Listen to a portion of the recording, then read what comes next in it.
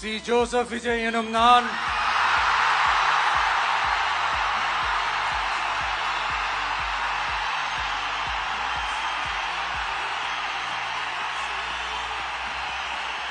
சட்டப்படி அமைக்கப்பெற்ற இந்திய அரசியல் அமைப்பின்பால் உண்மையான நம்பிக்கையும் மாறா பற்றும் கொண்டிருப்பேன் என்றும் இந்திய நாட்டின் ஒப்பில்லாத முழு முதல் ஆட்சியையும் ஒருமையையும் நிலை நிறுத்துவேன் என்றும் தமிழ்நாட்டு அரசின் முதலமைச்சராக